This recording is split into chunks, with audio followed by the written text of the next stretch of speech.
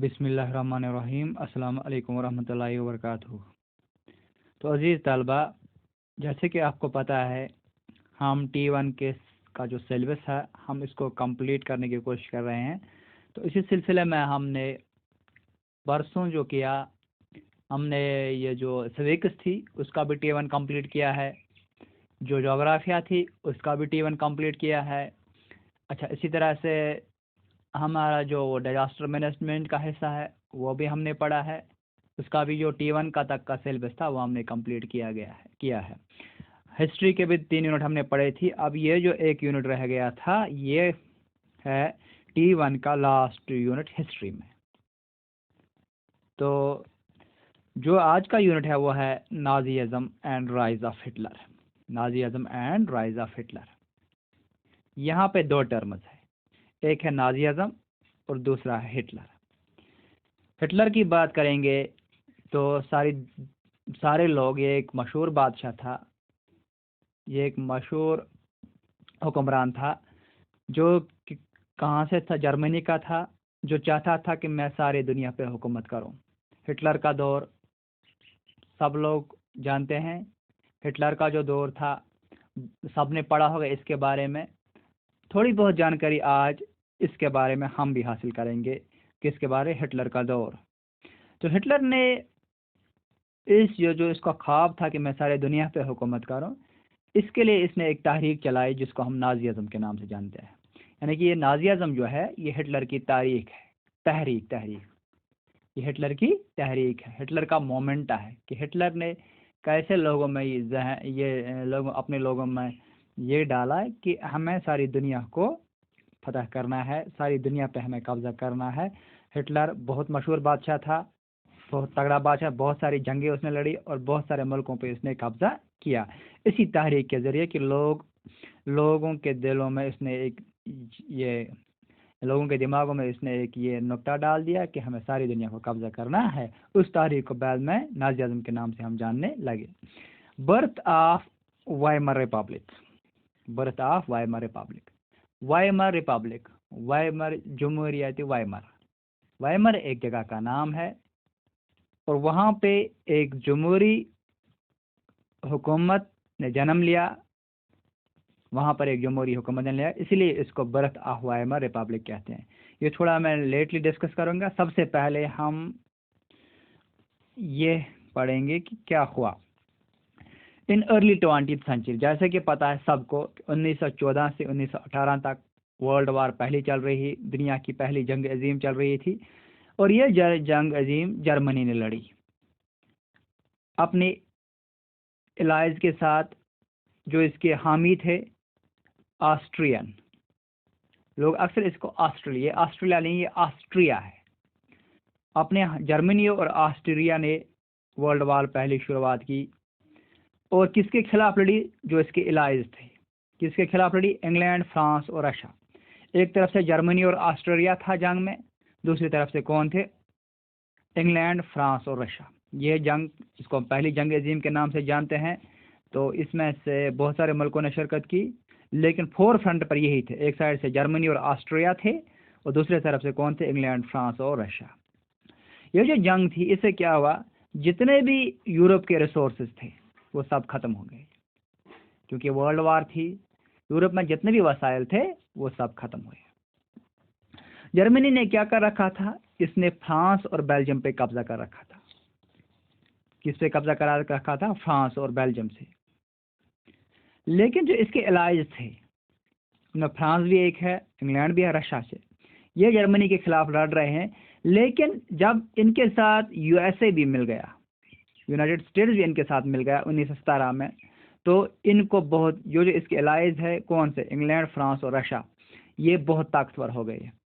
और उन्होंने क्या किया, इन्होंने ये जंग लड़ी, किन्होंने, एलाइज ने, यानी कि इंग्लैंड, फ्रांस और रशिया ने लड़ाई जंग। जर्मनी और ऑस्ट्रिया को शिकस्त हुई, डिफीटिंग जर्मनी, और जर्मनी ने इस जंग में जंग हार गई।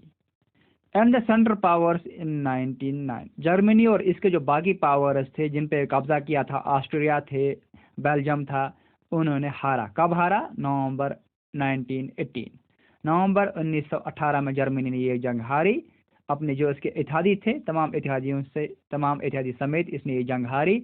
और जंग किसने जीता? एलाइड पावर, जिनको हम इंग्लैंड, फ्रांस, रशिया और बाद में यूएस भी इनके साथ शामिल हो गया। जब ये जंग जर्मनी ने हारी, जर्मनी को नुकसान उठाना पड़ा। इसके बाद क्या हुआ? वाइमर एक जगह है, वहाँ पे नेशनल असेंबली जो जर्मनी की थी वो उसका इजलास बुलाया गया, वो मिल गई। और उन्होंने क्या किया? Establish a democratic constitution.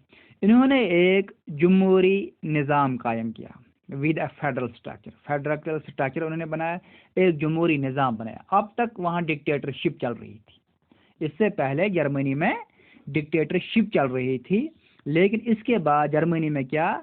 जमहूरी निज़ाम वजूद में आया। किसके बाद? हार के बाद, पहली जंग अजीम की जो हार हुई उसके बाद जर्मनी में क्या? जमहूरी हुकूमत का दौर शुरू हुआ। इसलिए टॉपिक में है बर्थ ऑफ वाइमर रिपब्लिक। ये वाइमर रिपब्लिक जो है ये बेसिकली जर्मनी रिपब्लिक ही है, ये जर्मनी की ये जो जमहूरी हुकूमत है, इसलिए इसको बोलता है। ये कहाँ पे वजूद में आया? वाइमर में आया, इसलिए यहाँ पे वाइमर रिपब्लिक इसका नाम दिया गया, न कि जर्मन रिपब्लिक।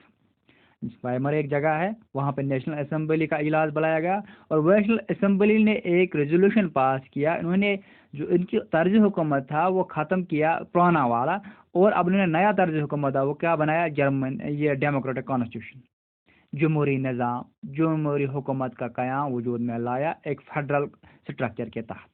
इसीलिए इसको वाइमर रिपब्लिक भी कहते हैं। इसलिए इसको जो मैंने पहले ही था, मैं ये बाद में आपको बताऊंगा क्योंकि ये जिक्र आगे आने वाली थी। क्योंकि जर्मनी क्या बन गया?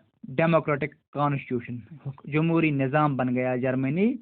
कहाँ पे? वाइमर में जो उन्होंने नेशनल असेंबली जो इनका इजलास बुलाया गया, उसी नेशनल असेंबली के इजलास में जर्मनी क्या बन गया? जमहूरी हुकूमत, जमहूरी निज़ाम बन गया। इसकी हुकूमती निज़ाम जो जमहूरी बन गया, तो इसलिए इसको बर्थ ऑफ वाइमर रिपब्लिक कहते हैं।